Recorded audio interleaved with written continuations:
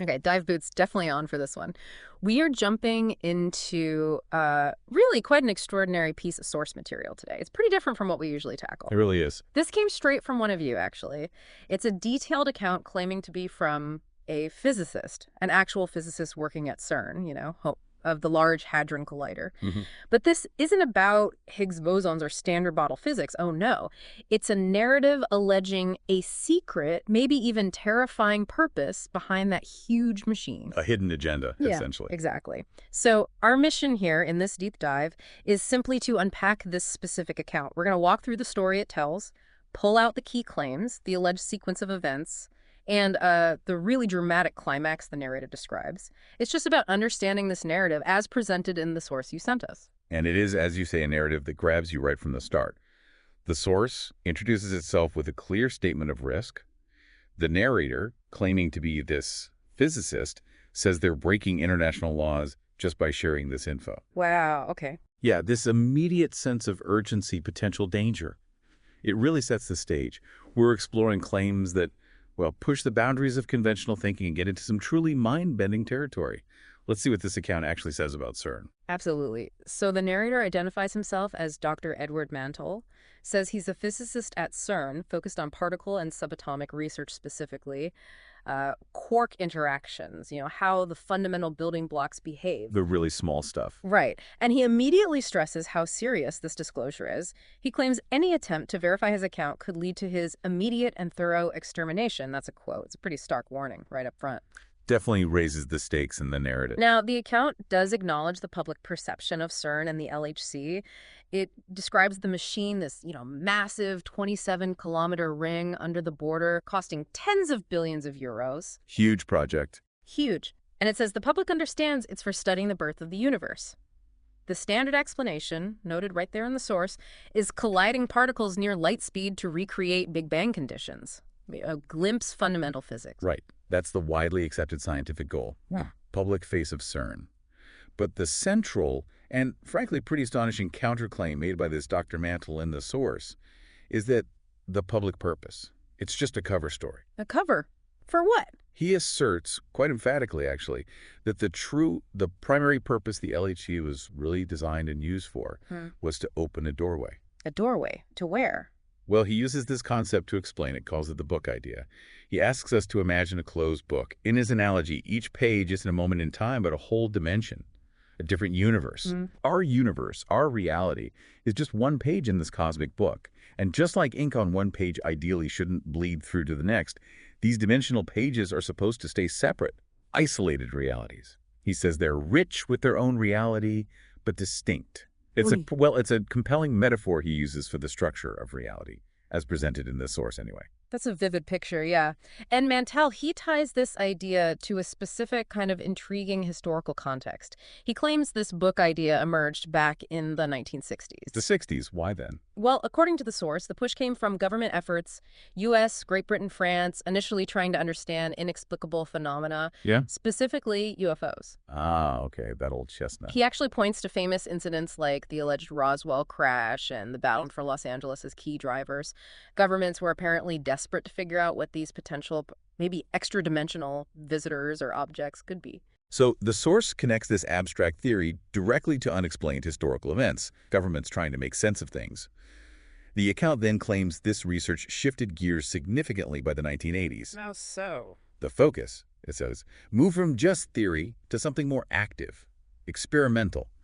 The goal became using absolutely immense amounts of energy, specifically concentrating it into what he calls a pinprick area. Like focusing a laser beam almost? Sort of, but with energy levels orders of magnitude higher. The theory, as Mantell describes it, was that this focused power could theoretically tear our page, create a breach, an instability in our reality's fabric, potentially letting them glimpse into or even open a door to the next dimension over. A pretty bold claim about messing with reality itself. Tearing reality like paper. Wow. And Mantell introduces the key players in this secret game. He calls them the family, a code name. The family. Sounds a bit clandestine. Exactly. This, he says, was a secret group made up of the heads of various CERN departments, the ones actually running these hidden experiments. This is not your average CERN scientist. No. He claims that when this book idea experiment was first proposed to the family, back in March 1981, many members were, well, apprehensive. They raised serious concerns about the risks. Understandably, I'd imagine. But according to the source, they decided to go ahead anyway. And the reason?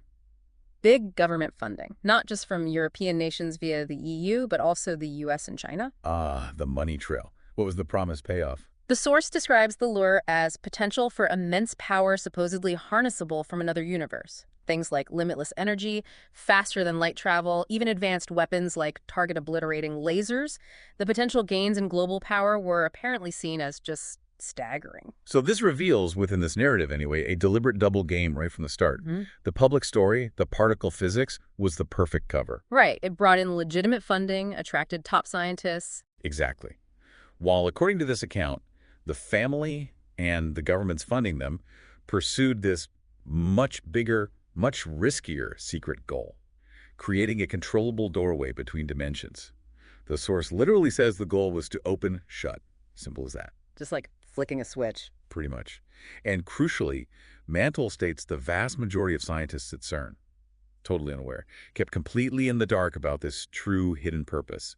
Their legitimate work was just a convenient facade for the family's secret trial. Right. The real science, let them operate, get funding, look normal, while the far more nefarious purpose, as the source puts it, was tested in secret by just a handful of people. A conspiracy within a research facility, basically. That's the claim. Now, Mantle's account focuses sharply on one specific date, Thursday, January 15th, 2014.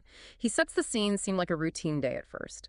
The LHC had done its scheduled public collisions, one morning, one evening, both apparently successful for the regular research teams. Business as usual on the surface. But then around 7 p.m., as most people were heading home, things changed for Mantle and a few others. He describes his CERN ID badge. It had a little display. And vibrator, apparently it suddenly went off. Faint green text. Living room. Living room, what did that mean? He says he instantly knew it was the signal. A secret family meeting was happening, and they were about to try one of the dimension-opening experiments. He apparently caught the eye of a Dr. Celine Diord, head of plasma physics. Another family member, her badge had gone off too. They exchanged a knowing look, he says, and quietly left for the meeting spot. And this living room, it wasn't some secret bunker. No, the source is clear on that, just a normal basement room under the main facility. Chosen specifically, Mantle says, to avoid suspicion. He even notes details like it being a really clear night, which he says they preferred for these attempts. And the building's automation seemed to know where they were going, opening doors, calling elevators for them based on their badges. Creepy. Okay, so they get to this unassuming room. Yep. Inside, the family's assembled. About 15 to 20 key people. At the head of the table sits Father. That's the code name for the leader of these secret ops. According to Mantle, Father was actually a young physicist, Sandra O'Reilly, described as quite ambitious, maybe hinting at a drive that could, overlook caution. Right. And these secret experiments, they weren't new, were they? No, the source says they've been trying them roughly every 6 months for 10 years. Gone through several fathers, apparently. Previous attempts to open this doorway used energies between 10 and 20 tera-electron volts, or TeV. And just for context, a TeV, a tera-electron volt, is a trillion electron volts. It's a massive amount of energy, especially focused into colliding particles, so 1020 TeV is already huge. Huge. But despite all those attempts over a decade, billions spent, Mantle says they'd never succeeded in opening a door at those levels. Okay, so years of failure leading up to this night. Which brings us to the critical moment Mantle describes. Father Sandra O'Reilly announces the plan for that night. Tonight, we try 40 tera-electron volts, double the previous maximum. 40. Wow. Okay, double the energy. What was the reaction?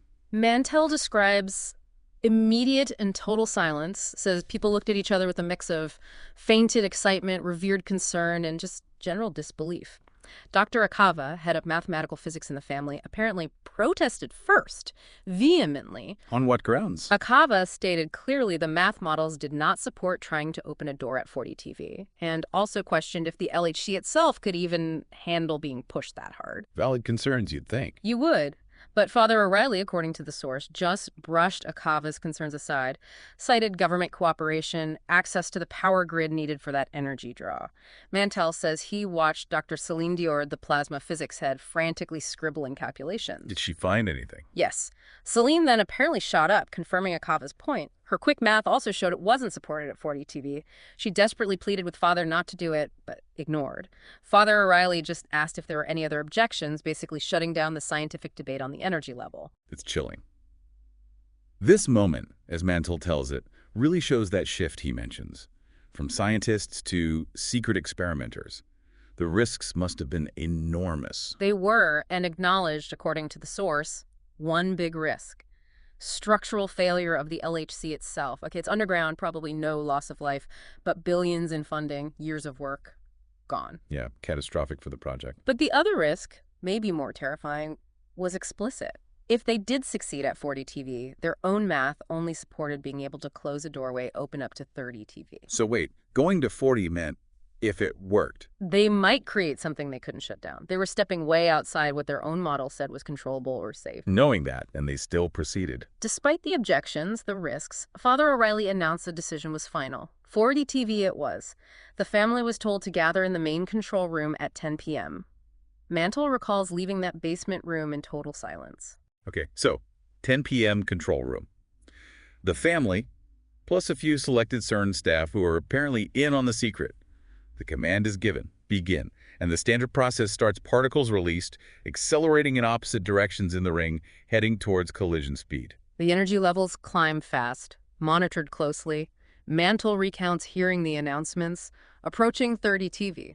Then Father O'Reilly orders the target increased, 35 TV in the next 3 minutes. Mantle notes his own growing anxiety here, thinking if the machine was going to break, it would happen pushing past 30. But it didn't. He writes, nothing happened. The announcement came, achieving 38 TV. Still nothing, no failure, just the machine humming. And then 40 TV achieved. Mantle describes astonishment in the room. They'd hit this impossible level, and the LHC was holding steady at 40 TV. And right then, according to the source, the first real anomaly hits, something fundamentally different. As the two particle clouds are whizzing past each other in the collider at 40 TV, the team in the control room feels the room get warmer. Suddenly, noticeably warmer. They could feel it, not just see it on a gauge. Feel it. Mantle specifically says the digital thermostat in the control room jumped from a comfortable 20 Celsius right up to 35 Celsius. Abruptly. Okay, that would cause panic. About 95 Fahrenheit. Exactly. He says some people panicked immediately. Shouts to shut it down, fearing the heat meant an imminent explosion, components overheating. Makes sense. But Father O'Reilly steps in. According to the account, she was watching the machine core temperature readouts on her screens, and those, perfectly normal, holding steady at the usual 20 C. So the room was hot, but the machine wasn't? Weird. Very weird. She orders them to hold, to wait, based on the machine's own readings. Mantle recalls thinking, could this be it? Is this the sign? And then came the final command, the one to initiate the actual collision. The methodical voice over the intercom starts the countdown. 4, 3, 2, 1. And it happened. As described in the source, Mantle writes, an ethereal blinding light suddenly just filled and consumed the room. He says he'd never experienced anything like it. So intense, overpowering. Blinding light. Yeah. And the temperature. Gone. Simultaneously, the heat spike vanished. Room temp immediately dropped back to the normal 20 C. But the light was so bright, he says, you couldn't see your own hand in front of your face. Just overwhelming light. And then a light was punctuated by a sound. A blood-curdling scream, which he describes sounding like someone being horribly beaten. And then, just as suddenly as it started, the light vanished. Total silence. Complete darkness in the control room. Pitch black. Silence. Immediate confusion, fear. Mantle describes people calling out. Celine Diord shouting, asking if everyone's okay. Mantle himself answers, says he's there. Then the family members start calling out names and their code designations, checking who's accounted for. Mantle recalls his own code, FAM132. Celine's FAM0115. Another member, Chung, FAM0114. a roll call in the dark. Did everyone answer? No. Someone didn't respond. After about 2 minutes of this in the darkness, Dr. Chung calls out, "Where's Father?" Everyone turns towards where Father Sandra O'Reilly had been sitting. They could just make out a shape, a form in her chair in the dark, but no answer from her. Mantell says he managed to get the emergency red lighting switched on. Just enough to see shapes, shadows, not clearly. He then went to get the main lights back on. As the control room lit up again, everyone was obviously panicked, concerned for Father's safety. And what did they see when the lights came on? This is the chilling climax of Mantell's account. He says as they looked around, nothing else seemed wrong. Room normal, temperature normal, but sitting there in Father Sandra O'Reilly's chair was just a pile of her belongings. Celine Dior ran up to the chair and gasped, according to Mantel. Mantel quotes Celine's shocked words directly. She's gone, all of her things are here, her jewelry, her clothes, her tamp, everything. Where Father O'Reilly had been sitting just moments before, only her physical possessions remained. According to this account, she had vanished into thin air. So yeah, there you have it.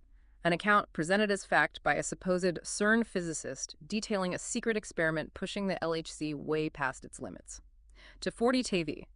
This, the source claims, leads to a weird temperature spike, a blinding light, a scream, and then the lead scientist just vanishes, leaving only her stuff behind. It's an extraordinary claim. The source wraps up with Dr. Mantell making a final, pretty ominous statement. Prepare now for the terror ahead. He also includes some specific biblical references, John 3.16 and Hosea 2.16, and repeats this phrase, stay paranoid, my friends. Heat, heat. That's the final cryptic note. It is certainly a challenging account to process, and as we've gone through it, sticking strictly to what's presented in the source, it raises huge questions about the narrative itself, doesn't it? Is it elaborate fiction dressed up as truth? Is it some kind of complex conspiracy theory? Or is it, like the narrator claims, a genuine, terrifying report of a secret experiment gone horribly wrong? Yeah. I mean, why would someone, if they really were in Mantell's position, risk everything to share such a detailed, self-incriminating story? It absolutely leaves us with a profound, quite unsettling thought to ponder, drawing only from the elements within this specific source material. If you were to take Dr. Mantell's account at face value, just as he tells it, what could Father O'Reilly's disappearance possibly signify? Leaving just her belongings, what could he mean by that stark warning, prepare now for the terror ahead, and that repeated insistence on heat, heat, heat? Within the framework of this story, what are the potential, perhaps terrifying implications of trying to force open these doorways between dimensions, especially when, according to their own math, they weren't sure they could close them again? Yeah. It's a chilling possibility to consider purely based on the world this source creates. It really gives you a lot to think about. Thank you again for providing this incredibly potent and very unusual source material for us to get into for this deep dive.